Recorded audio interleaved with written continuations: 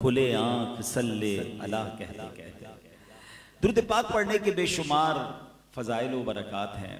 एक बड़ा ही खूबसूरत वाक़या, बल्कि कमाल की बात है कि यह वाक़या हुआ नहीं है, होने वाला है।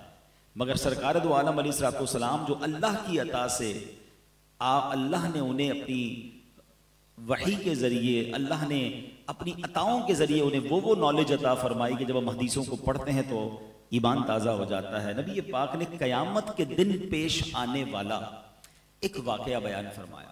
आका अलैहिस्सलाम फरमाते हैं क़यामत का दिन होगा, हज़रत आदम अलैहिस्सलाम सब्ज़ लिबास पहने अर्शे इलाही के साए में तशरीफ़ फरमा होंगे और देख रहे होंगे कि उनकी औलाद में से किस किस को जन्नत में ले जाया जा रहा है, किस किस को दोज़ख में ले जाया जा रहा है। आप अबुल बशर हैं, सबके वालिद हैं, तो हम सब उनकी औलाद में से हैं। हमें जो आदमी कहा जाता है ना, उसकी वजह एक ये है कि हम हज़रत आदम की औलाद से हैं। वो क़यामत के दिन देख रहे होंगे कि मेरी औलाद में से कौन कौन जन्नत में जा रहा है, कौन कौन दोज़ख में जा रहा है। उतने में हज़रत आदम अलैहिस्सलाम की नज़र पड़ेगी कि जनाब रसूलुल्लाह सल्लल्लाहु तआला अलैहि वसल्लम का उम्मती, उसे फरिश्ते जहन्नम की तरफ ले जा रहे हैं। हालांकि आपकी उम्मत में और भी, आप हज़रत आदम की औलाद में तो बहुत सारे नबियों की उम्मतें हैं, मगर जब सरकार दो आलम अलैहिस्सलाम का उम्मती जहन्नम की तरफ जा रहा होगा तो हज़रत आदम अलैहिस्सलाम पुकारेंगे या अहमद, या अहमद, नबी पाक को पुकारेंगे। सुभान अल्लाह। नबी पाक अलैहिस्सलाम को जैसे ही ये आवाज़ मिलेगी, सरकार दो आलम अलैहिस्सलाम हज़रत आदम अलैहिस्सलाम के पास पहुंचेंगे और फरमाएंगे लब्बैक या अबुल बशर, ए अबुल बशर फरमाइए क्या फरमाना है। तो हज़रत आदम अलैहिस्सलाम कहेंगे कि ये आपका उम्मती है, फरिश्ते उसे जहन्नम की तरफ ले जा रहे हैं। नबी पाक अलैहिस्सलाम फरमाते हैं कि जब मैं ये सुनूंगा तो मैं हज़रत आदम अलैहिस्सलाम की सदा सुनकर फरिश्तों के पास जाऊंगा और आका फरमाएंगे ऐ मेरे रब के फरिश्तों ठहर जाओ। फरिश्ते अर्ज करेंगे या रसूलल्लाह सल्लल्लाहु अलैहि वसल्लम, हम तो महकूम हैं, हमें जो ऑर्डर होता है हम वो करते हैं, हम अल्लाह की नाफरमानी तो नहीं करते, हमें ये हुक्म मिला है तो हम फरिश्ते इसको लेकर जहन्नम में जा रहे हैं। तो अब नबी पाक अलैहिस्सलाम अपने मुबारक हाथों से अपनी दाढ़ी को पकड़कर अर्शे इलाही की तरफ रुक करके अर्ज करेंगे ऐ मेरे रब, क्या तूने मुझसे वादा नहीं फरमाया कि मेरी उम्मत के मामले में मुझे गमगीन नहीं करेगा। प्यार तो देखें, अपनी उम्मत से मोहब्बत तो देखें। आका खुद फरमा रहे हैं कि मैं रब की बारगाह में अर्ज करूंगा, ऐ रब तूने मुझसे प्रॉमिस नहीं किया कि मेरी उम्मत के बारे में मुझे गमगीन ना फरमाएगा। अब फरिश्तों को हुक्म दिया जाएगा अतीउ मुहम्मदा, मोहम्मद अलैहिस्सलाम की फरमा बरदारी करो। ये हुक्म मिलते ही क्या होगा, आला हजरत इमाम अहले सुन्नत अपने एक शेर में लिखते हैं, छोड़कर मुझको फरिश्ते कहें महकूम है हम। अब तो हुक्म ऑर्डर बजा लाने का हुक्म मिल गया ना, छोड़कर मुझको फरिश्ते कहें महकूम है हम, हुक्म वाला की ना तामील हो ज़ोहरा क्या है।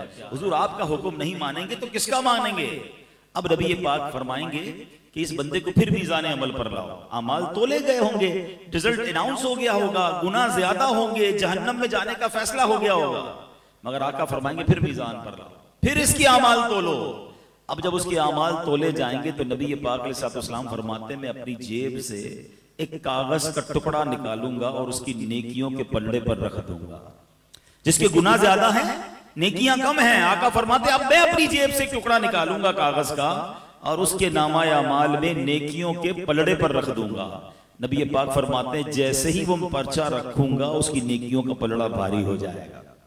अच्छा, अब जैसे ही ये सारा कुछ मंजर होगा तो मैशर में एक शोर बर्पा हो जाएगा, कामयाब हो गया, नेकियों का पलड़ा भारी हो गया, अब इसे जन्नत में ले जाओ। सुभान अल्लाह। इसी कलाम का शेर है ना, सदके इस रहम के इस साया दामन पे निसार, सदके इस रहम के इस साया दामन पे निसार, अपने बंदे को मुसीबत से बचाया क्या है। अच्छा, अब ये सारा माजरा तो हो जाएगा, मगर कमाल ये है कि जिस बंदे का ये मामला होगा ना, वो नहीं पहचाना होगा अभी तक कि ये है कौन सी हस्ती जिन्होंने मेरा इस मुसीबत में साथ दिया। ऑर्डर हो चुका है, जहन्नम फरिश्ते ले जा रहे हैं, इन्होंने आकर इंटरसेप्ट किया, मेरी नेकियों का पलड़ा भारी किया, मेरा जन्नत का ऑर्डर निकल आया।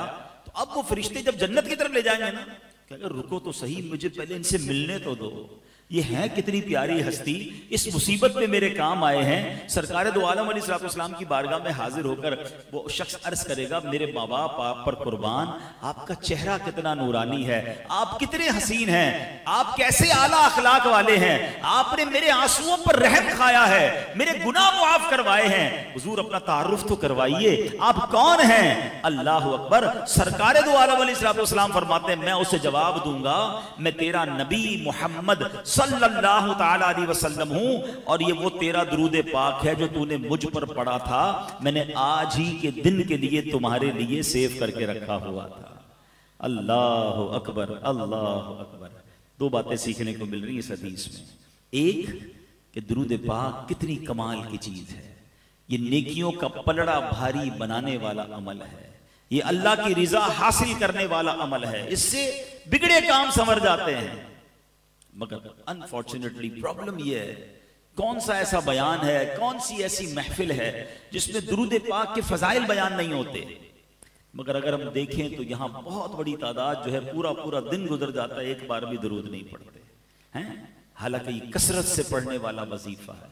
अगर मैं यहां से पूछना शुरू करूं तो सबका कोई ना कोई प्रॉब्लम होगा, कोई बीमार बैठा होगा, कोई कर्जे में होगा, कोई किसी डिफिकल्टी, कोई किस प्रॉब्लम। सच्ची बात बताऊं, हर दर्द की दवा है सल्ले अला मोहम्मद, हर दर्द की दवा है सल्ले अला मोहम्मद, तावीज़ हर बला है सल्ले अला मोहम्मद सल्लल्लाहु अलैहि वसल्लम। मगर पढ़ते नहीं, सोशल मीडिया पर घंटों गुजारते हैं। प्लीज आप करके देखें एक बार, आप किसी भी प्रॉब्लम में ना एक बार करके देखें।